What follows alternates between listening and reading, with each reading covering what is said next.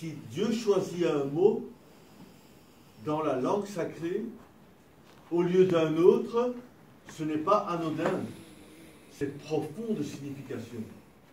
Si Dieu déroge la façon normale d'exprimer quelque chose et que dans le texte on rencontre une autre façon, nous n'allons pas, nous, nécessairement, le voir, car l'hébreu n'est pas notre langue. Mais justement, ce soir, je vais parler d'un homme qui, selon les sages juifs, ils nous ont bien fait comprendre que, et selon la parole de Dieu dans le psaume que nous allons voir dans un instant, que Joseph était quelqu'un qui connaissait les langues étrangères. Lui, contrairement à nous, parce que plusieurs d'entre nous, nous sommes polyglottes, nous connaissons plus qu'une langue. Et quand on connaît plus qu'une langue, on a l'avantage sur la personne qui ne connaît que sa langue. Et il y a beaucoup de langues dans le monde. Je vais parler de ça dans un instant. Mais il est évident que si Dieu choisit un peuple, et il choisit de se révéler exclusivement par ce peuple-là, dans la langue qu'il a préservée pour ce peuple-là, que cette langue a tout de suite une exclusivité, une distinction par rapport aux autres langues. Vous comprenez ce que je dis? Si Dieu était venu, s'il avait attendu l'anglais américain du Texas, il fallait attendre longtemps pour avoir cet anglais-là. Amen? Et qu'il attende cet heureux jour que l'américain texan de cette région arrive sur la planète et qu'il choisisse de se révéler dans cette langue-là. Le monde entier révérerait cette langue. Parce qu'on comprendrait, ah, ça c'est la langue par laquelle Dieu s'est révélé. Mais pourtant, est-ce que nous n'attendons pas que le Seigneur se révèle parmi nous ce soir, en langue française? Ah. Vous savez, quand on dit quelque chose, il y a toujours un paradoxe. Si je dis qu'il a choisi de se révéler par le peuple juif dans la langue qu'on appelle l'hébreu, et que l'hébreu, on l'appelle encore aujourd'hui, la langue sacrée.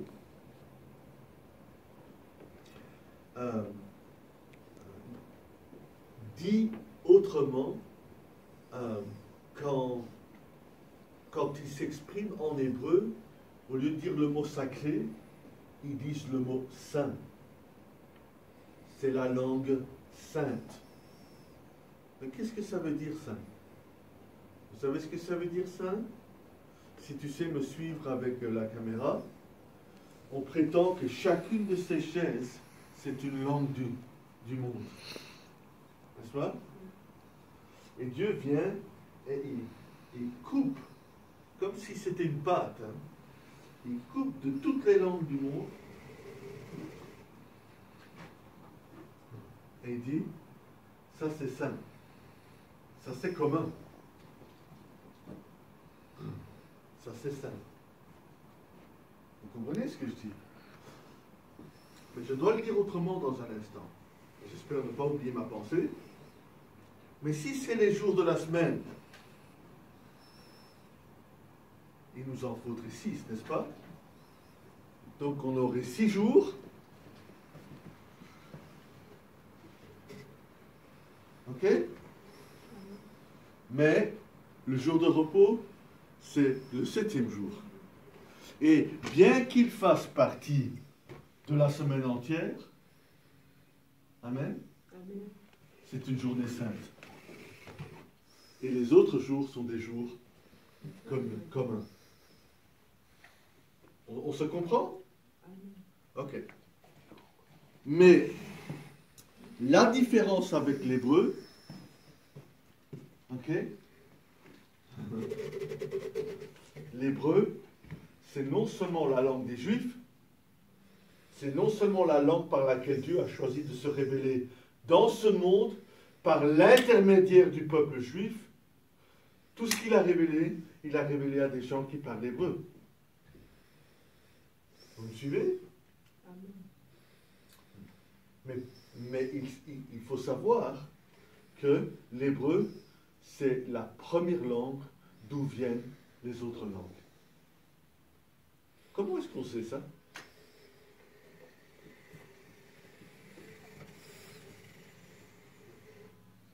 Comment est-ce qu'on sait ça?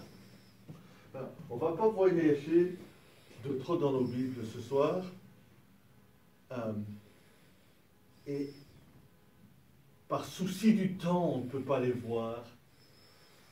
Tout ce que je dis. Amen. Mais est-ce que vous connaissez l'histoire de la tour de Babel?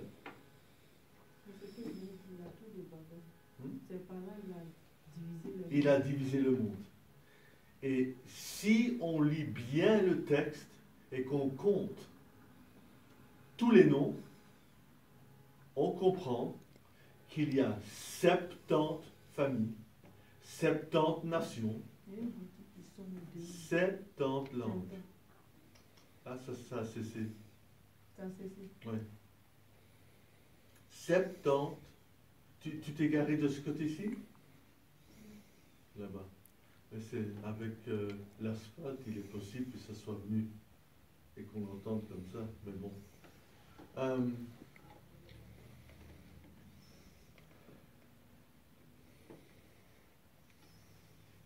J'étais un peu distrait, c'est pas grave. Là, Dieu a dit, descendons et confondons la langue des hommes.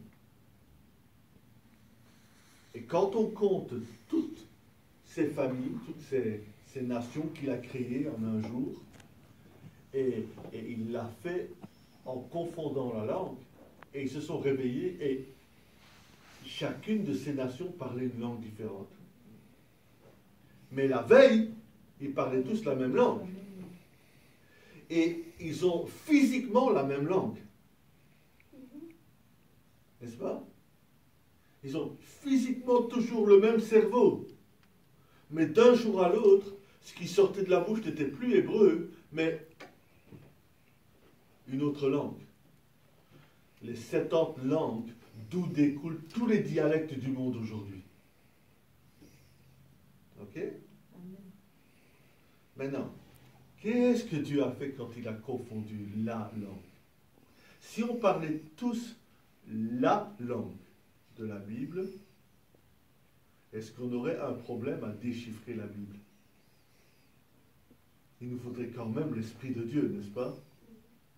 Il nous faudrait quand même, il me semble, une aide. Mais on ne serait pas, comment vous dire, si je fais...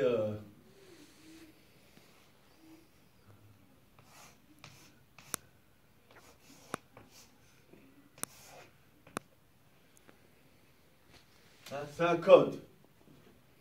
Qu'est-ce que j'ai écrit? Vous ne savez pas ce que j'ai écrit. Vous ne savez pas d'où je viens. Ouais. Je lis. 1F5J. J'ai écrit un code. Vous avez déjà joué au jeu où il faut essayer de déchiffrer le code? C'est pas facile. Hein? Et en fait, si vous jouez les jeux où il faut déchiffrer le code, en fait, tout ce qu'ils ont fait, c'est mélanger les choses. Et il faut remettre de l'ordre à la confusion. Vous avez déjà fait les jeux où on vous dit que chaque lettre ou chaque chiffre correspond à une lettre de l'alphabet. Vous n'avez jamais joué à ce jeu-là? Oh, je vais te donner un exemple, ok?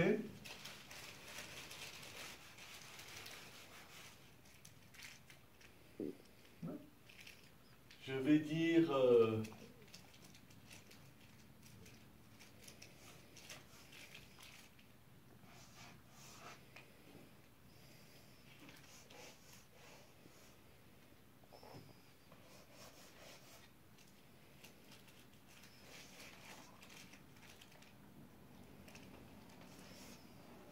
Ok?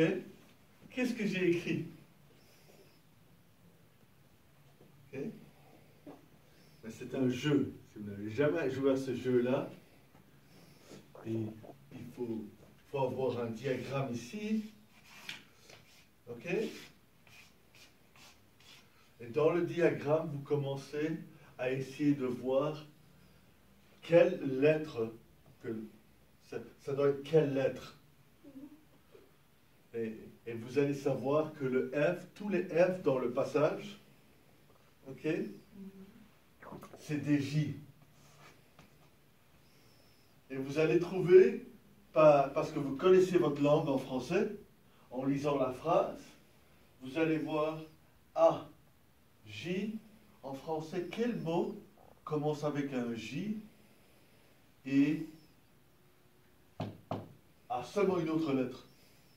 Mais il n'y a pas grand-chose en français. Mais il y a ça.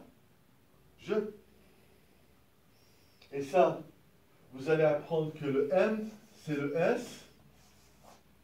Alors vous dites, ah, dans ce jeu, le A et le E, c'est quoi? Bon, il y aurait tout un texte. Hein. Tout un texte, et il y aurait des indices parce que vous regardez le nombre de lettres qu'il y a ou qui manquent, et vous dites, ah. Et une fois que vous avez le code, vous écrivez le code de ce que c'est ici, et une fois que vous avez l'alphabet entier, vous savez déchiffrer tout le passage. C'est un jeu. C'est mettre une lettre à la place d'une autre. Et ça, c'est quoi? Je suis. Ok? Tu ne saurais jamais deviner parce que je n'ai pas mis tous les indices. Quand tu joues à un jeu comme ça, dans un journal, il y a assez d'indices dans ta langue que tu peux reconnaître. Ah oui, quand on parle communément, 2 lettres, 3 lettres. Et très vite, on commence à voir ce qui est dit. Ok? Mais, si tu ne sais pas déchiffrer le code, est-ce que tu sais de quoi on parle? Non.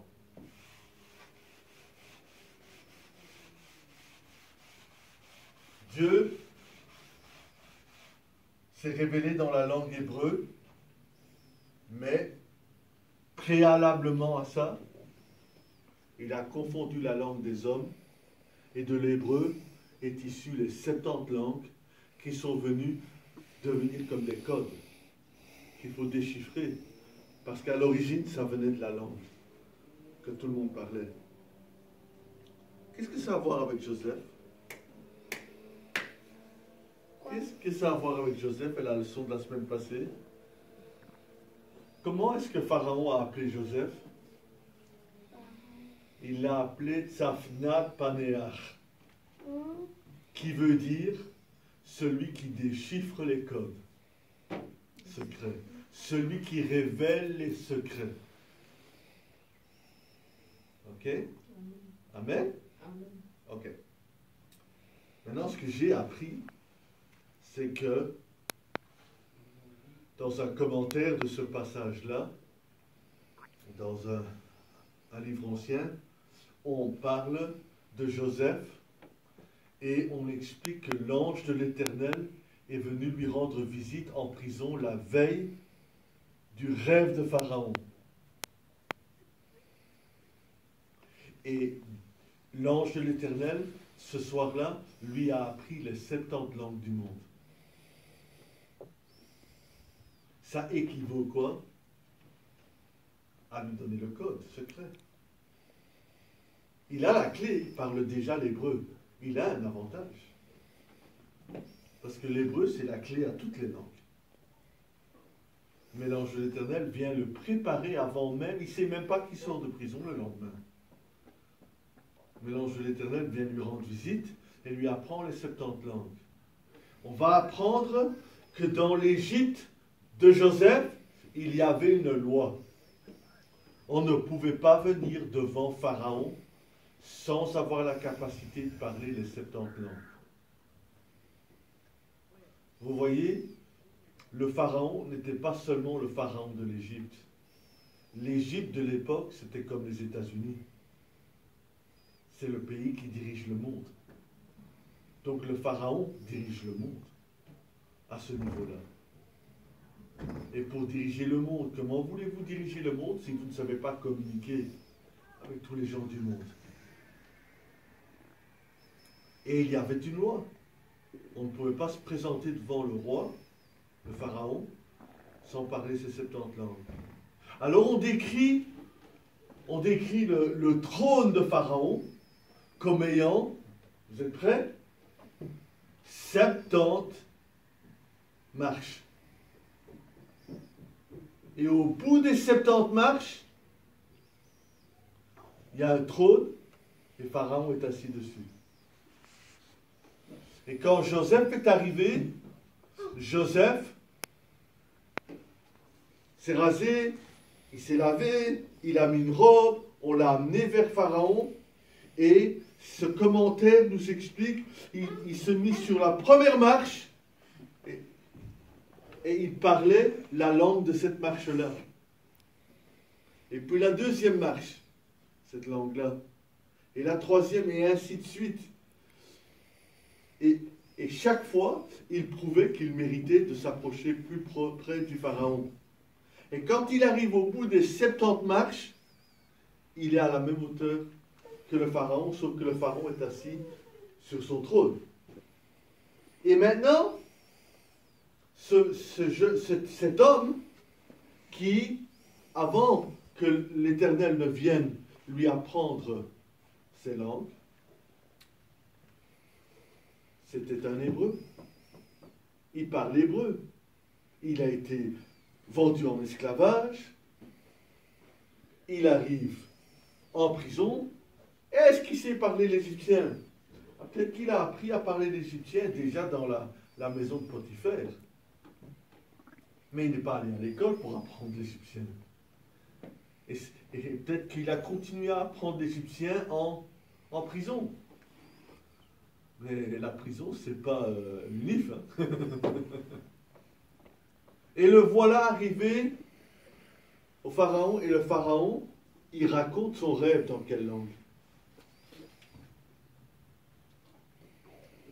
Allez, c'est le Pharaon d'Égypte. Donc, il a eu son rêve en quelle langue? Bon, le rêve, c'était un rêve sans langue. Mais quand il a raconté son rêve, il l'a raconté dans la langue du trône, l'Égypte, l'égyptien. Et cet hébreu, il a compris tout ce qu'on lui a dit sans interprète. Annie, est-ce qu'il t'arrive encore d'avoir besoin d'un interprète quand un anglophone te parle? Oui. De temps en temps, ou ça va? Ton anglais est bon? Ah, mais tu mets son téléphone. Ah! Mais j'étais en train de prier pour dire que jusqu'à l'année prochaine, il faut que je me donne pour ne plus avoir besoin d'interprète. Ah!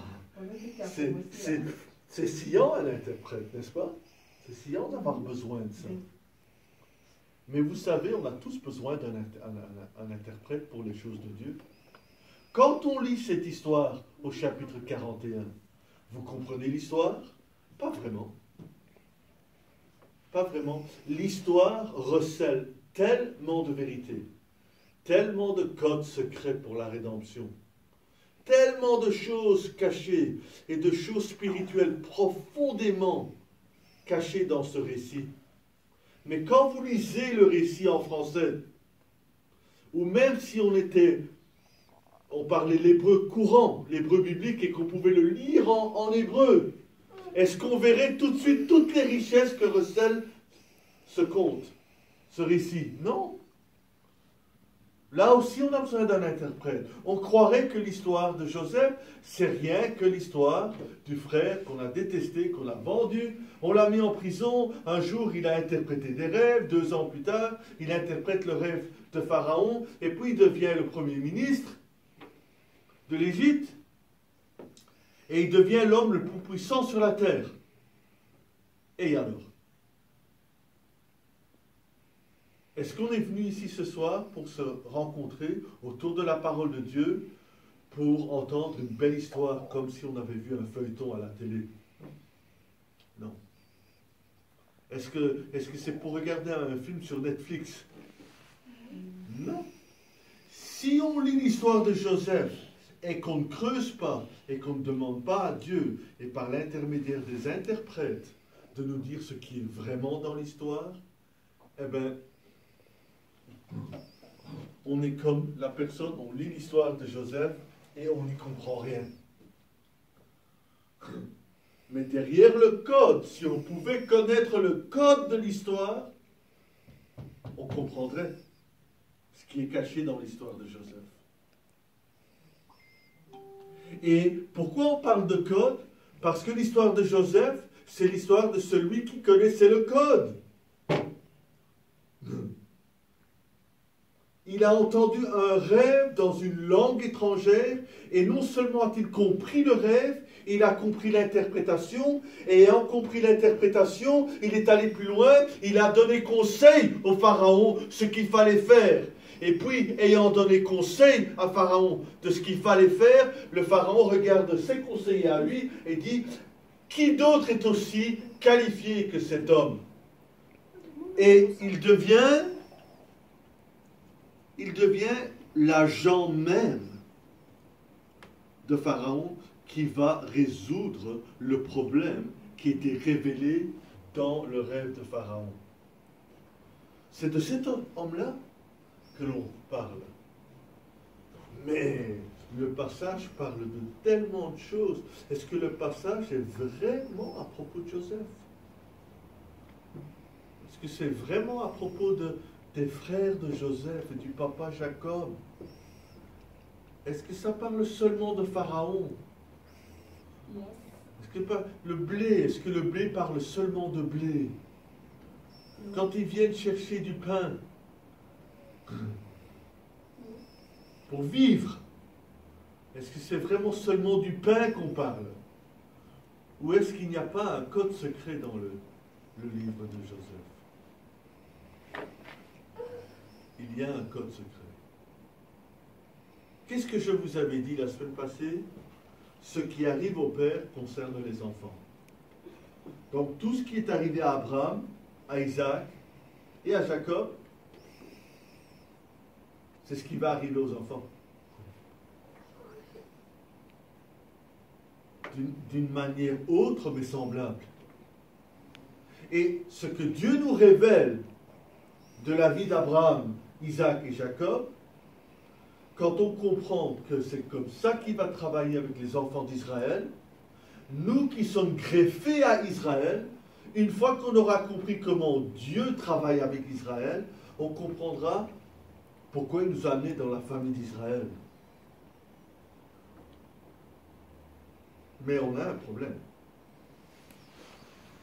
Si l'histoire, elle est seulement l'histoire de Joseph et de ses frères, comment ça peut nous aider aujourd'hui? Mais ça va plus loin.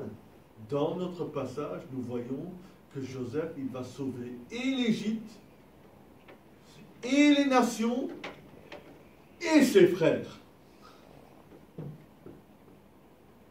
Alors quel est le code? Vous savez ce que c'est le code? Vous ne savez pas ce que c'est le code? Ok, on va regarder, je vous avais dit qu'on allait regarder quelque chose dans le passage, que c'était trop long, j'avais choisi la semaine passée de tout lire. Mais cette semaine, nous n'allons pas tout lire.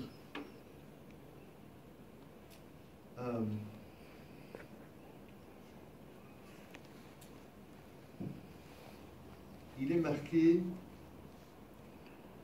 et je vous avais promis de lire le psaume, je vais vous lire le psaume dans un instant, mais nous devons d'abord lire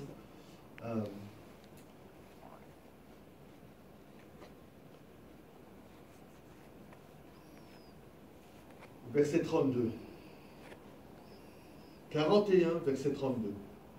Si Pharaon a vu le songe se répéter une seconde fois, c'est que la chose est arrêtée de la part de Dieu et que Dieu se hâtera de l'exécuter.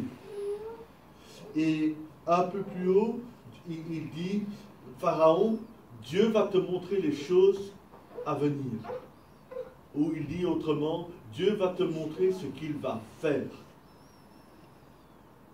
Ça nous intéresserait de savoir ce que Dieu va faire dans notre vie. Amen. Hein? Amen. Que le Pharaon établisse des commissaires sur le pays, etc. On avait bien lu ça. Et il donne tout le plan de la rédemption de l'Égypte. Et verset 37. Ces paroles plurent à Pharaon et à tous ses serviteurs. Et Pharaon dit à ses serviteurs, trouverions-nous un homme comme celui-ci, ayant en lui l'Esprit de Dieu? C'est une belle histoire qu'on lit ce soir, ou est-ce qu'il y a un code ici? Il y a un code. L'histoire du déchiffreur de code est le code.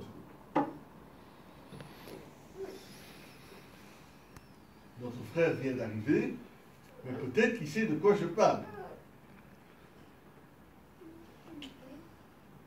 Vous savez, c'est très important ce que je dis là. La semaine passée, je ne pouvais pas le dire, c'était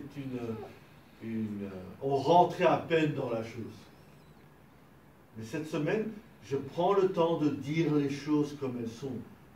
L'histoire de Joseph n'est pas qu'une histoire, qu'un conte, qu'un roman, une histoire naturelle, une histoire de famille. Mais l'histoire de Joseph, c'est l'histoire d'un homme qui savait déchiffrer le code, les codes. C'est quelqu'un qui a su parler toutes les langues du monde. Pourquoi? Parce que les langues du monde, c'est un code. Dieu est venu mélanger la langue. Alors partout où on se trouve, nous, des années plus tard, dans une des milliers de dialectes qui découlent des 70 langues maternelles, nous sommes dans une confusion comme le jeu qu'on a fait tantôt, qui nous empêche de voir clairement parce qu'il y a un code. Mais Joseph était celui qui savait déchiffrer le code. Non seulement des langues, mais même des rêves. Et l'histoire de celui qui sait déchiffrer le code, c'est un code lui-même. Mais c'est le code de quoi? De la rédemption. Et ça, on avait touché là-dessus la semaine passée. Que l'histoire de Joseph nous montre comment Dieu va racheter l'homme. Comment il sauve et l'Égypte, et les nations, et les frères. Parce que ce qui arrive au Père, c'est ce qui va arriver aux enfants.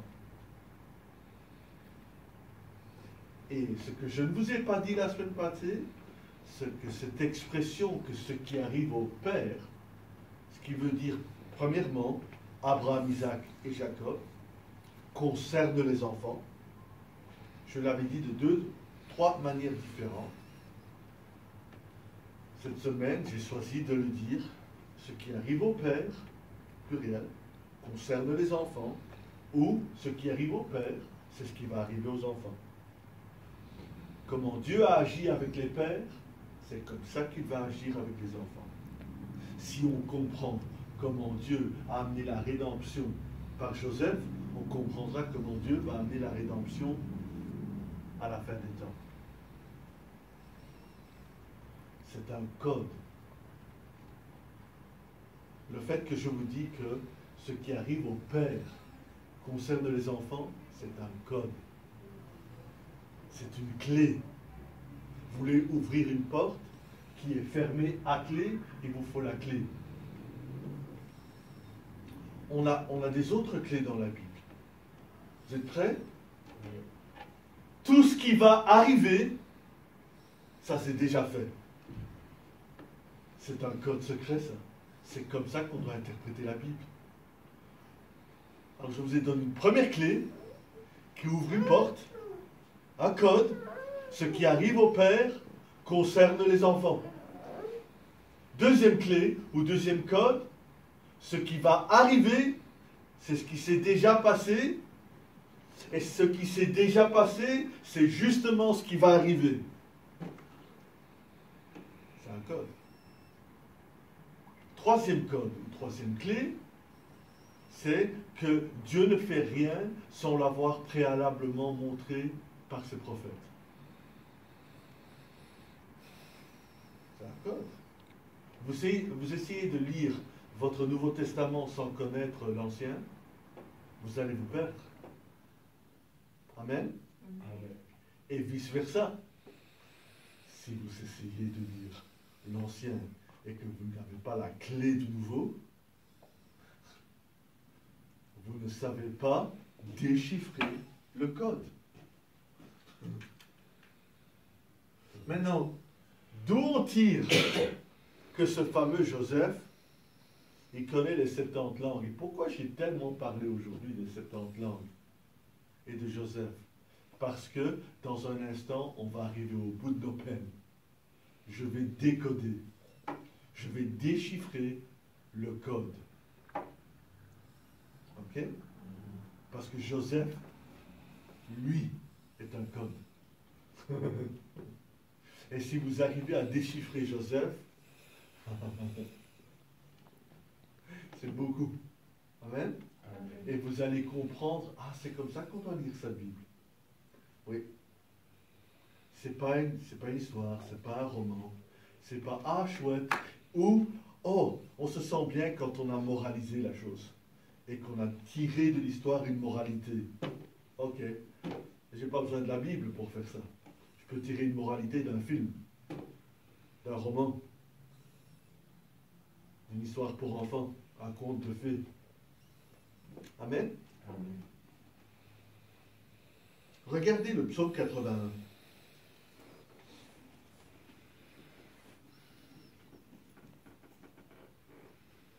Et je devais vous montrer encore une dernière chose avant d'y aller, mais allez-y. Psaume 81. Mais dans notre texte de la semaine passée, ce que je vous avais dit dès le début ce soir, c'est que au verset 39, et Pharaon dit à Joseph, puisque Dieu t'a fait connaître toutes ces choses, il n'y a personne qui soit aussi intelligent et aussi sage que toi. Je t'établis sur ma maison et tout mon peuple obéira à tes ordres. Le trône seul m'élevera au-dessus de toi. Pharaon dit à Joseph, vois, je te donne le commandement de tout le pays d'Égypte. Pharaon ôta son anneau de la main et le mit à la main de Joseph. Il le revêtit d'habits de fin lin et lui mit un collier d'or au cou. Il le fit monter sur le char qui suivait le sien, et l'on criait devant lui à genoux. C'est ainsi que Pharaon lui donna le commandement de tout le pays d'Égypte. Il dit encore à Joseph, je suis Pharaon, et sans toi personne ne lèvera la main, ni le pied dans tout le pays d'Égypte. Pharaon appela Joseph du nom de ce que je vous avais dit tout à l'heure. Tu te rappelles quel est le nom que j'ai dit tantôt? Tsafnat Panéar. Ok? On appelle ça translaté, mais ce n'est pas une traduction dans notre Bible. On nous a donné les lettres, l'équivalence des lettres, parce que Tsafnat, ce n'est pas du français. Et le mot, où est-il? Je l'ai perdu. En fait, c'est écrit Païnéar. Ce que vous ne savez pas, c'est que le nom de Joseph, qui veut dire qu'il déchiffre les codes ou qu'il révèle les choses cachées, les secrets, qui veut dire qu'il y avait un code dans le rêve. Il l'a déchiffré. Je vous ai dit tantôt qu'il connaissait les 70 langues. Okay? 70 pour certains. Et ça trahit d'où je viens. Ok? Et, mais le fait même qu'on l'appelle Tsafnat Panéa, c'est un code. Donc l'appeler déchiffreur de code est un code en soi-même. Maintenant, vous avez la tête qui tourne parce que le nom qu'il lui donne est à moitié hébreu et à moitié égyptien.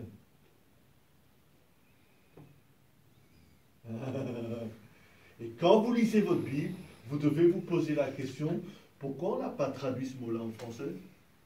Ok. Maintenant, c'est quoi? Et vous faites votre recherche. Ah, pourquoi le mot est en partie hébreu et en partie égyptien? Ce n'est pas un roman, ce n'est pas une fiction, ce n'est pas une histoire naturelle. Ok? Mais la parole de Dieu recèle le plan de Dieu lui-même pour la rédemption de l'être humain. Et recèle toutes les profondeurs de Dieu. Et cette histoire de Joseph, c'est le code. Et le nom que Pharaon lui donne recèle des secrets. Pasteur, ça te démange un peu que son nom est à moitié dans la langue sacrée et à moitié dans une langue de la confusion? Qu'est-ce que j'ai dit dans le jeu tantôt? J'aurais pas dû l'effacer.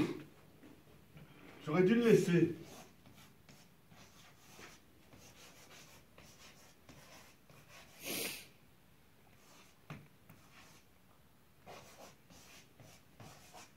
On a fait semblant que c'était ces fameux jeux où on a substitué les lettres pour les lettres de sa langue.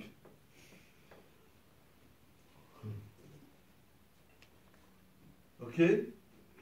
Le nom que Pharaon lui donne, on va faire semblant que c'est de l'hébreu, ici. La langue de Joseph. Et qu'on est ses frères. Et qu'on comprend la langue de son frère Joseph. Et on lui donne le nom de Tsafnat, ce qui est caché. C'est en fait la racine du nom de mon fils. Ce qui est caché. Ok? Et je ne le savais pas en le nommant. Je l'ai appris il y a seulement quelques années. Mais Dieu m'avait mis dans le cœur d'appeler mon fils ainsi. Et je ne vous dis pas ce que c'est en français, je vous le dirai plus tard. Mais ça équivaut à dire, le mot qui veut dire déchiffreur de code, celui qui révèle les secrets, c'est à moitié le premier mot, hébreu, le deuxième mot, confusion. Vous êtes à la même page? Qu'est-ce que j'ai dit tantôt à la tour de Babel? Confondons la langue des hommes. Et il y a eu 70 familles, 70 nations, 70 langues. Et de ces 70 découlent tous les dialectes d'aujourd'hui. Avec tous ceux qui sont rentrés l'un dans l'autre, disparus, ceci, cela. Hein? Vous savez qu'il y a seulement quelques années qu'on est arrivé à 6000 langues et dialectes. Vous croyez qu'on arrive à la fin de la semaine? 6? 6 jours? 1000 ans, 1000 ans, 1000 ans, 1000 ans, 1000 ans, 1000 ans, 6000 ans, sabbat. Ça, c'est le plan de Dieu. C'est un code. Et on le trouve où?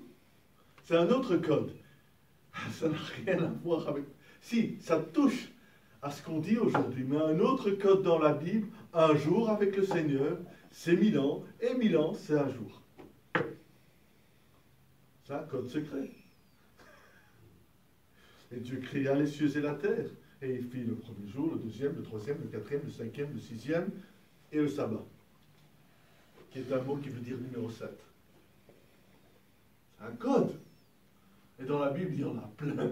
C'est pour ça que quand on va lire la Bible, et qu'on le lit, et on revient après avoir lu 5 minutes ou 5 heures, et on se gratte la tête.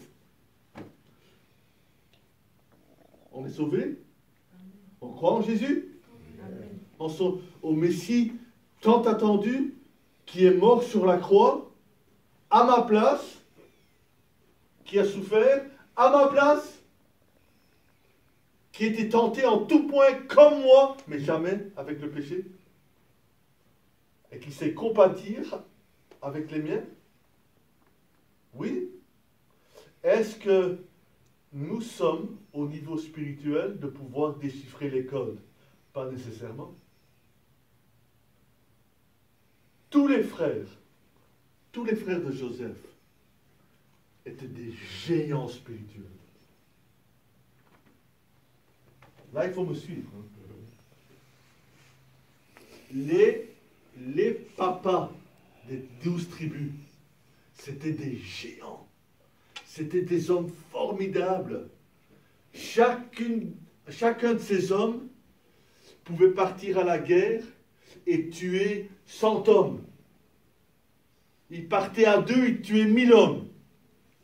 Il partait à 12, à 10 en fait, parce qu'en l'absence de Joseph, et il partait à 10, et il tuait des armées. À 10. Pourquoi j'ai dit ça comme ça? C'est un code. Parce que ce qu'ils font dans ce monde physique que nous connaissons, il y a un miroir spirituel. Ils sont aussi formidables physiquement que spirituellement. Mais aucun des 10 frères de Joseph ne pouvait déchiffrer les codes. Et vous savez pourquoi? Aucun des 10 frères de Joseph n'avait la relation que Joseph avait avec son papa Jacob. Parce que tous les secrets que Joseph a appris du Seigneur, c'est papa Jacob qui lui a appris. Vous me suivez? Alors, si on avait le temps de vous parler de Benjamin, on n'a pas le temps de parler de Benjamin, on parle que des 10 autres. Nous parlons que de Joseph pour le moment, ok? Ton nom est Tzavna Paneach. Le mot, il n'y a pas de confusion. C'est le mot qui veut dire caché. Et le mot où il y a la confusion veut dire qui comprend.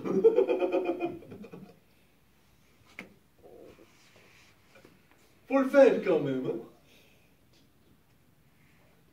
Quand on a entamé la leçon la semaine passée, on a lu, et le pasteur Johnny, il ne s'est même pas chauffé la semaine passée. J'ai entamé, j'étais un petit peu maladroit. C'est peut-être pour ça qu'on a perdu la vidéo de la semaine passée, qu'elle ne mérite pas d'être sur le net. Ok? C'est ce que j'ai dit à mon époux, j'ai dit ne te vexe pas, le Seigneur ne voulait pas que cette vidéo sorte. Ok? Tout ce qui sort de ma bouche, je ne peux pas dire que j'ai envie que ça soit ainsi, qu'aucune de mes paroles ne tombe à terre, mais je sais que j'ai beaucoup de paroles qui tombent à terre, je ne suis pas à ce niveau.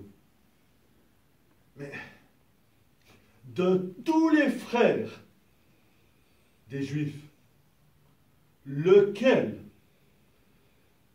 est si en harmonie avec le Père qu'il a une même âme avec le Père, comme Joseph avait avec Jacob? Vous savez de qui je parle? De tous les Juifs de tous les temps, qui est le seul Juif à être si en accord, en harmonie avec le Père, qu'il nous dit, quand vous me voyez moi, vous avez vu le Père. Moi et le Père, nous sommes un. Donc Joseph, l'histoire de Joseph, ce n'est pas à propos de Joseph. Joseph, c'est un code lui-même.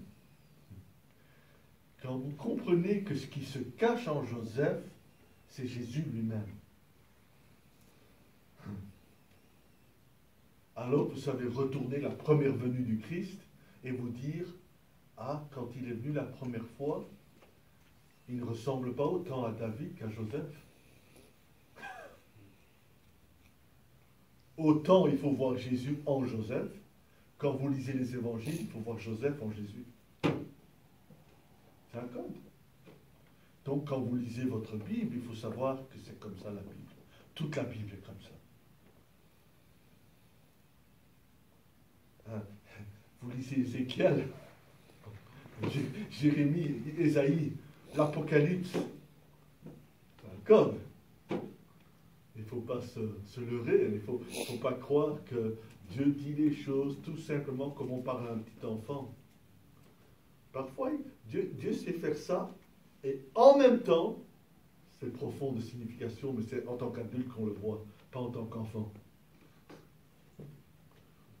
Et oui, on peut lire à l'école du dimanche ou dans une synagogue l'histoire de Joseph et le relater à un petit enfant. Mais il y a des choses que recèle cette histoire qui ne sont que pour les hommes faits. Et pourquoi j'ai dit tout ça? Parce qu'il est grand temps que nous, le peuple de Dieu, nous abordions la parole comme il se doit. On ne peut pas lire la Bible sans demander quoi, qui, pourquoi, qu'est-ce que c'est, pourquoi c'est pas, mais c'est ça au lieu de. Pourquoi il l'a dit comme ça quand normalement on le dit comme ceci? Et ce sont toutes des questions qu'on ne sait même pas formuler. Vous savez pourquoi? Parce qu'on n'est même pas au courant de la langue d'origine. Nous, on est ici. On est là. Dites-vous bien, on est là. On n'est pas là. Les rabbins sont ici. Les rabbins sont ici, ils parlent l'hébreu. Ils sont là. Mais les chrétiens, ils sont là. 40 000 dénominations chrétiennes. Vous ne croyez pas qu'on est dans la confusion? On est là. Et tous les peuples de la terre sont là. Mais qui peut venir et parler l'une de ces 70 langues? Pasteur, tu n'étais pas là au début. Mais qui parle les 70 langues? Joseph. Et avant d'être élevé au deuxième rang du royaume, il va être le vice-roi de Pharaon. Seul le trône élèvera Pharaon au-dessus de Joseph.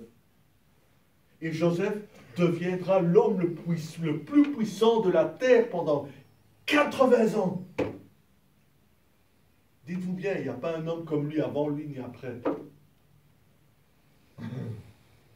Qui contrôle le pain, le grain, les finances du monde entier. Ce juif, Joseph, 80 ans, il est à la tête. Et Joseph, non seulement il est né là, mais Joseph, il est à l'aise dans n'importe quelle langue du monde.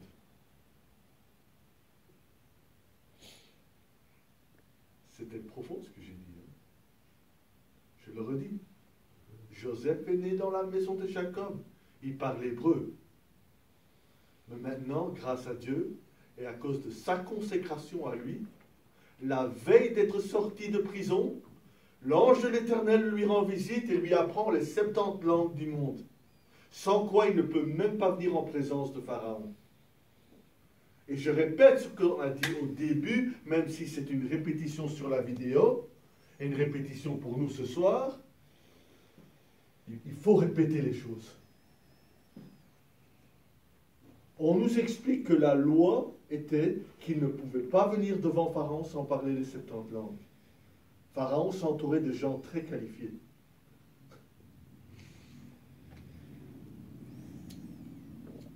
Et ne disons pas, c'est impossible qu'un homme parle 70 langues. Vous savez, la personne qui ne parle que sa langue maternelle, il dit c'est impossible d'en connaître 2.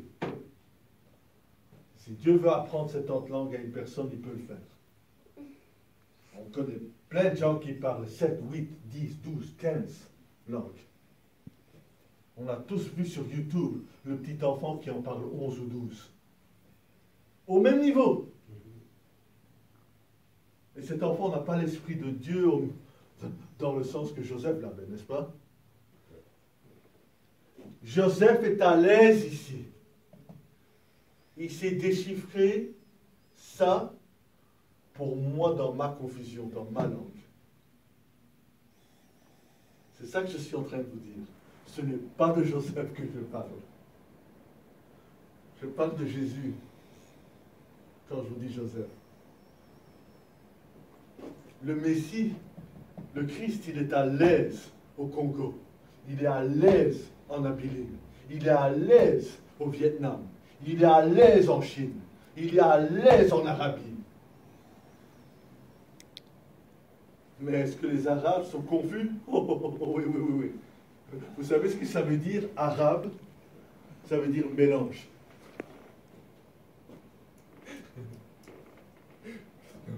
Mais est-ce que les Français sont confus? Oui. Oui, on est tous quelque part là. Mais pour arriver à être au règne, Joseph devait pouvoir parler ma langue.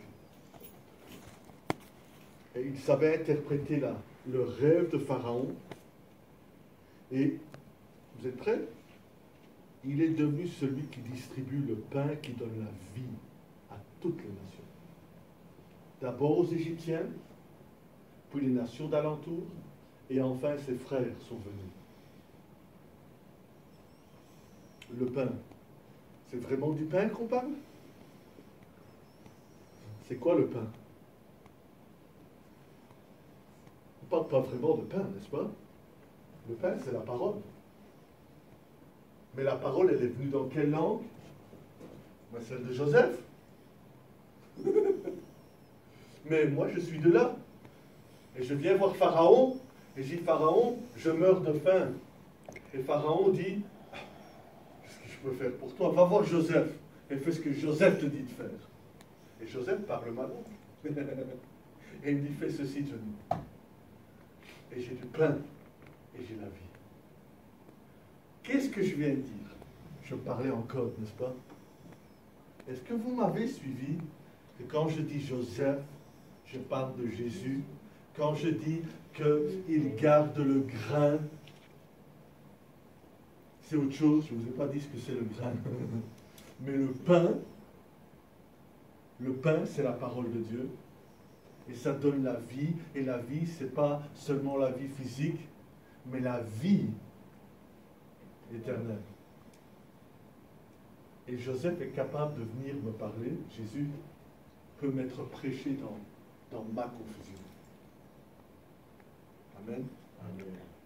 Dans ma confusion. Quand vous lisez l'histoire de Joseph, dites-vous bien que c'est un secret. Mais c'est un secret à découvrir. Dieu a dit que c'est du ressort de Dieu de cacher le secret au roi. C'est du ressort du roi de fouiller pour découvrir et pour comprendre et trouver ce secret. Vous avez suivi ce que je viens de dire? C'est une parole de Dieu. Maintenant, parce que je suis enregistré, j'ai fait une grande gaffe. Je n'ai pas donné ma preuve textuelle que le héros de notre récit, il comprend les langues. Alors, vous êtes tous toujours dans Psaume 81? Sinon, moi, je vais le lire. Ok, je vais vite y aller.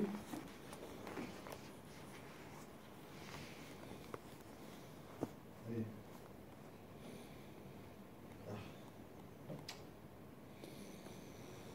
Pasteur, non, tu n'y es pas, je vais demander à ma sœur ici.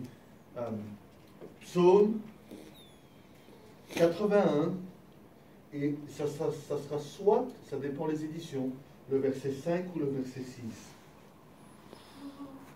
En français, en principe, ça devrait être le verset 5.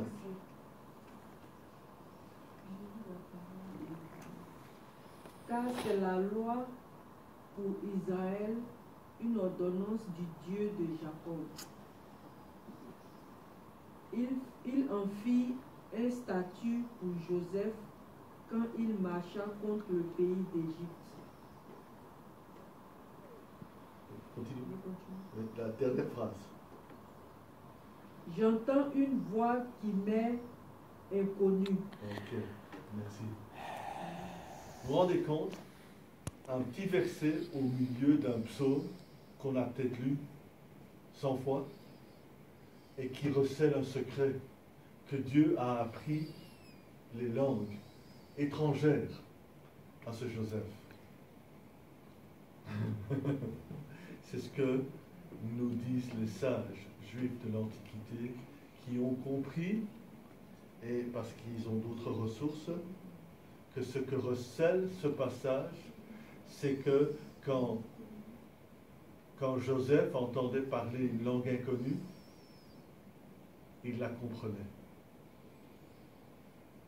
Vous comprenez? Parce qu'il faut comprendre le français ici. J'entends ne veut pas dire être à l'écoute. Vous pouvez être à l'écoute et ne pas entendre. C'est pour ça qu'en français, qu'est-ce qu'on dit? Est-ce que tu entends ce que je te dis? L'entendement, c'est comprendre ce qui est dit. Quand David ou... c'est Asaph, non, c'est un psaume d'Asaph. Asaph, c'est en partie le nom de Joseph. Et Asaph nous révèle un secret qui n'est pas dit ouvertement dans le texte que nous avons lu la semaine passée et un peu aujourd'hui, le Genèse chapitre 41, que ce que Dieu a fait pour cet homme, c'est de lui permettre d'entendre la langue étrangère. Maintenant, pour toi et moi, pasteur, on parlera en secret. Parce que ce que j'ai vu là-dedans n'est ni plus ni moins que miraculeux. Parce que c'est lié à la Pentecôte. C'est lié à tant de choses dans la Bible que Dieu met son esprit en cet homme et il entend une langue qu'il n'a jamais parlé et il comprend. C'est magnifique, n'est-ce pas? Et c'est magnifique que le même Dieu qui a confondu les langues a caché des secrets dans la confusion. Il faut le faire quand même. Il a caché des choses. C'est comme si la confusion était un code lui-même. Amen. Amen. Honnêtement, si vous avez fait des rêves, pasteur m'a partagé 2 de ses rêves, ma femme m'a partagé qu'elle rêvait plein de rêves.